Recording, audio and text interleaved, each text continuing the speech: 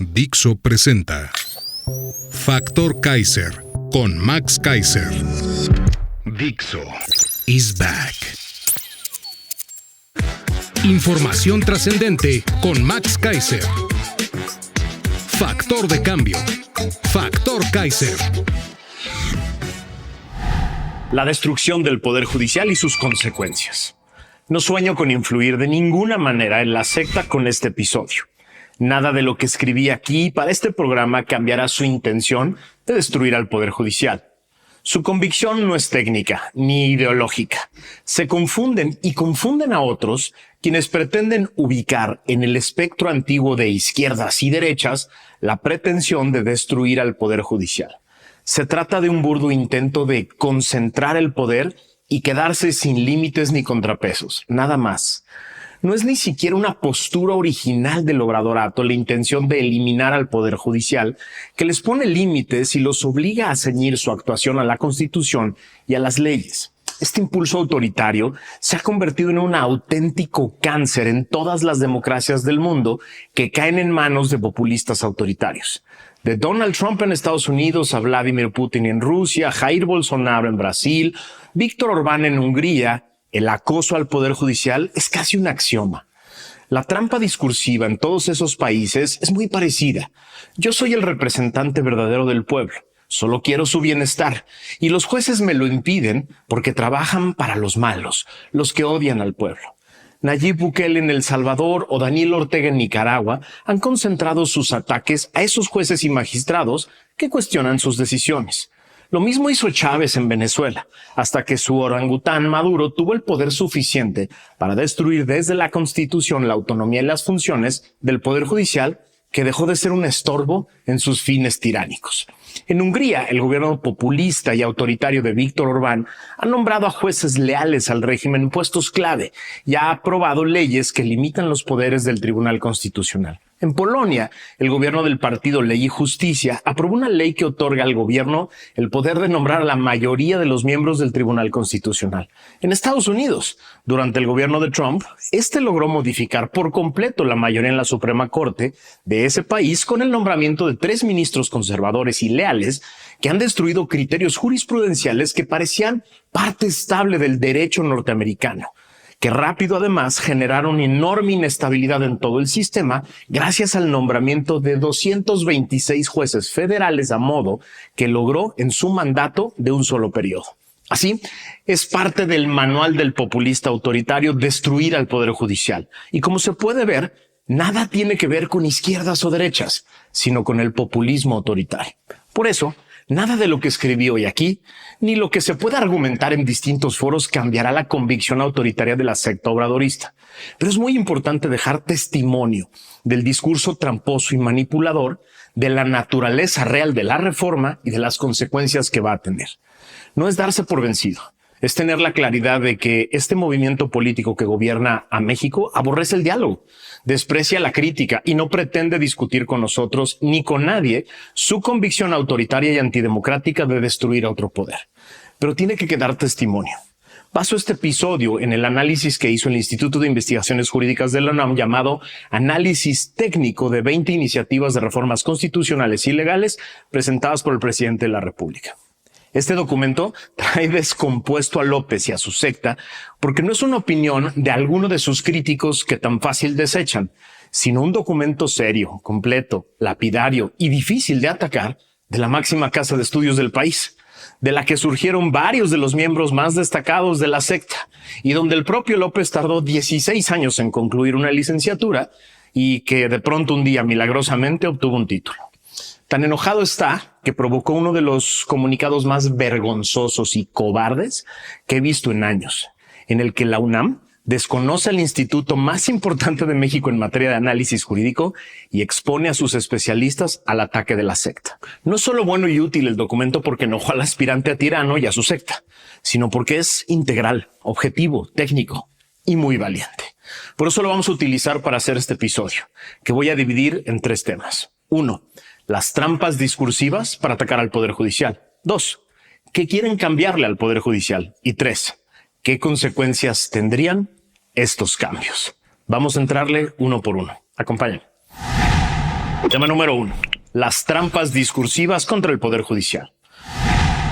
Todo inicia con la estúpida pretensión de ser el único y real representante del pueblo bueno. López y su secta, idéntico que decenas de populistas autoritarios del mundo, autoproclamados de izquierda o de derecha, no importa la etiqueta ideológica, se autoproclaman también como los verdaderos y únicos representantes e intérpretes del pueblo. Solo ellos saben qué quiere y qué necesita el pueblo. Y así, todos los demás son en automático enemigos del pueblo. La trampa es muy fácil de ver y de entender. Si apoyas al único representante auténtico del pueblo, o sea, yo, estás con el pueblo. Si no apoyas al verdadero Mesías del pueblo, es que odias al pueblo y solo quieres proteger tus privilegios.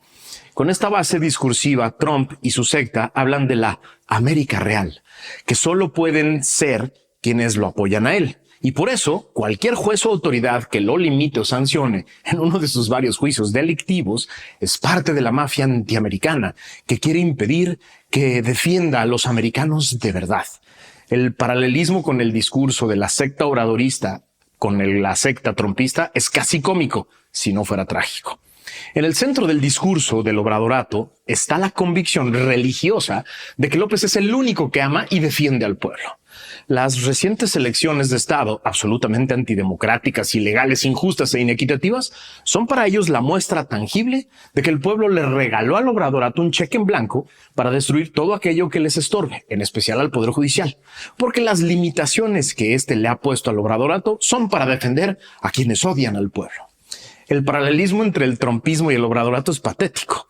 Ambos atacan al Poder Judicial como enemigo del pueblo real, cuando los limitan o sancionan, y ambos sueñan con un Poder Judicial mansito y sometido que solo ratifique sus decisiones y mantenga impunes sus abusos y su corrupción. Tanto el trumpismo como el obradorato cuentan con un enorme y multimillonario aparato de normalizadoras y normalizadores en distintos medios y plataformas que difunden sin pudor estas trampas discursivas y participan impunemente en campañas para denostar a ministros y jueces que hacen su labor constitucional. Voy a citar a Trump. Tengo un juez corrupto, despotricó contra Merchan, el juez que llevó el juicio criminal que lo convirtió en el primer expresidente norteamericano convicto penalmente. Añadió después que el juez estaba totalmente amordazado ante un juez altamente conflictivo y corrupto que sufre de TDS, síndrome de locura anti-Trump. El miércoles 28 de febrero de este año, López arremetió contra los jueces que llevan la denuncia por daño moral que Pío López Obrador interpuso contra el periodista Carlos Loret, quien expuso la corrupción de su hermano. Después del careo entre Loret y el corrupto hermano de López, el presidente dijo que el Poder Judicial es parte de la misma mafia. Así. Estos son solo 2 ejemplos de los cientos de ataques que ambos mandatarios han dirigido contra el Poder Judicial, cuando éste estorba a sus pretensiones autoritarias. Esta narrativa, empujada desde el Poder Ejecutivo, que se asume como el único representante legítimo del pueblo, avalado por el gran aparato multimillonario de comunicación que ambos tienen, se convierte en un monstruoso sistema de manipulación masiva que hace casi imposible el debate serio y técnico de este tema, que es central para el presente y para el futuro de la República. Tema número 2. ¿Qué quieren cambiarle al Poder Judicial? Durante los casi 70 años del primer sistema de partido hegemónico en México, el Poder Judicial era un apéndice del titular del Poder Ejecutivo. Eran 5 las claves que impedían su autonomía real, aunque estuviera declarada esta en la Constitución. Primero, el nombramiento de ministros, magistrados y jueces, que se ejecutaba como un burdo sistema de cuotas y premios políticos para abogados leales al presidente. Segundo, la posibilidad de remover libremente a aquellos que de pronto dejaban de serle leales al sistema o útiles al primer partido hegemónico. Tercero, la posibilidad de influir directamente en sus decisiones para asegurar que fueran acordes con los intereses del partido. Cuarto, el control presupuestal y administrativo para premiar y castigar con dinero, con nombramientos o con sanciones a quienes actuaran de manera favorable al partido o para darles un jaloncito de orejas a quienes se salían del huacal. Y quinto, la ausencia de perfiles técnicos sólidos y éticos que hacía más sencilla la manipulación política del sistema de justicia de pequeñas personas sin capacidad. Estas 5 cosas fueron directamente atacadas con la histórica reforma constitucional de 1994. Los nombramientos de ministros, magistrados y jueces se convirtieron en complejos y objetivos concursos abiertos en los que se buscaba a las personas más capaces y preparadas que cumplieran con rigurosos perfiles preestablecidos. La posibilidad de removerlos salió de la esfera del titular del Ejecutivo para ser facultad exclusiva del Consejo de la Judicatura Federal a través de juicios disciplinarios en los que se cumpliera cabalmente con el debido proceso y se respetaran los derechos de todos.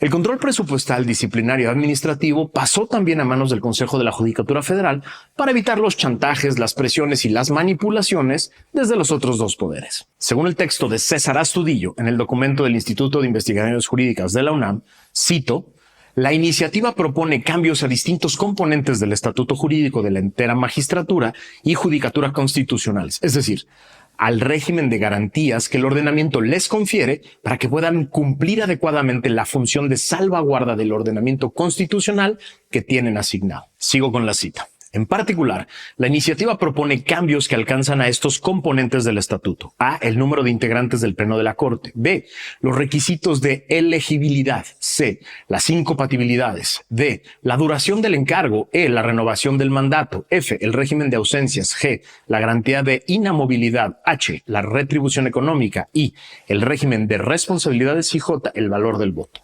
Sigo con la cita.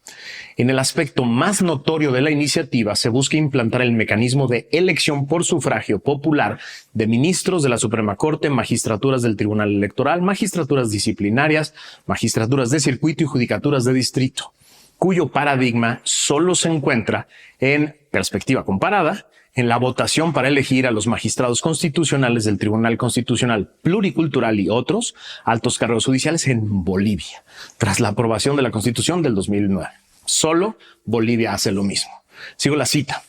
La exposición de motivos expresa con nitidez el sentido de la propuesta cuando afirma que la elección popular de los integrantes del Poder Judicial Federal busca la democratización de la justicia para garantizar que los elegidos representen las diferentes visiones que conforman la sociedad mexicana. Esto significa fácil que su intención es mudar la naturaleza del Poder Judicial Federal para hacer de él un nuevo cuerpo representativo, orientado hacia la política, alejándolo de sus condicionamientos actuales que le imponen una actuación técnica, neutral y especializada.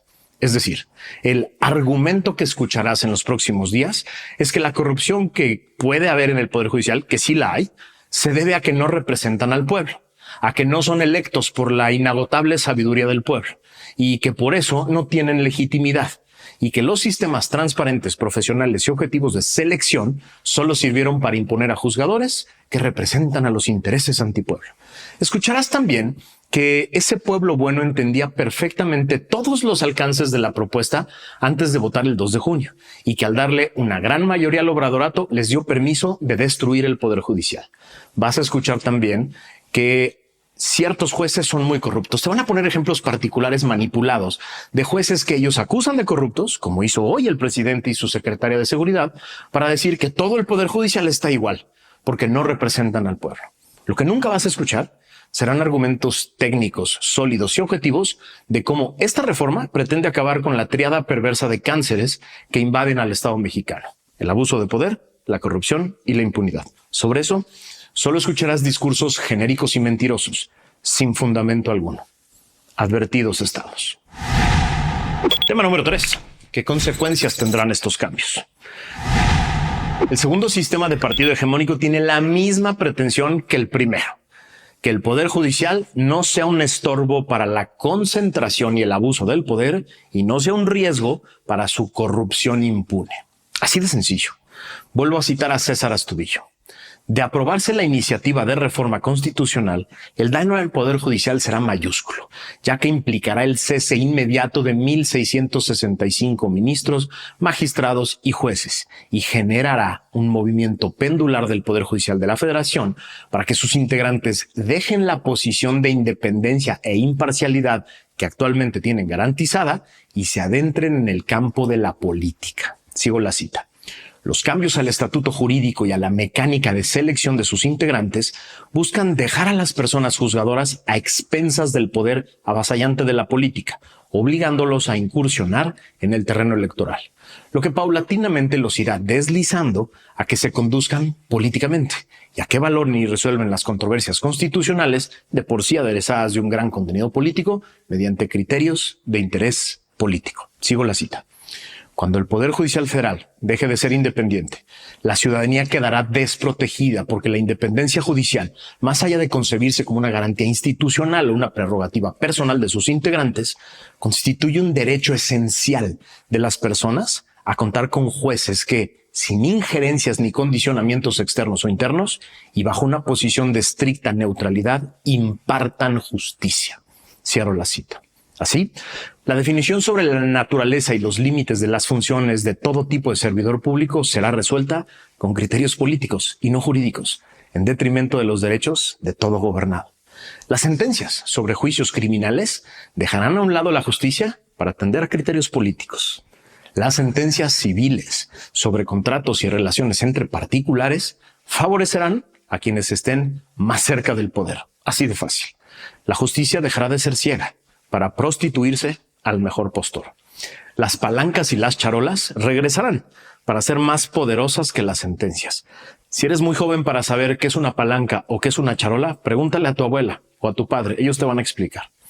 Sigo convencido de que la gran mayoría de quienes ratificaron con su voto al Obradorato el 2 de junio no sabían ni entendían por qué estaban votando, pero lo hicieron. Y le regalaron a la secta antidemocrática el poder para destruir a la República Democrática. Y lo van a utilizar. Nos queda denunciarlo claramente, explicarlo con todas sus letras, para que por lo menos se entienda quiénes son todos los responsables y los cómplices de la caída de nuestra República Democrática. Te dejo una última pregunta. En este movimiento para generar elecciones de 1665 ministros, jueces y magistrados, ¿quién tiene más dinero y más interés para imponer a estas personas? Ahí te dejo esta pregunta, porque ahí es donde se nos puede acabar la República. Dixo is back.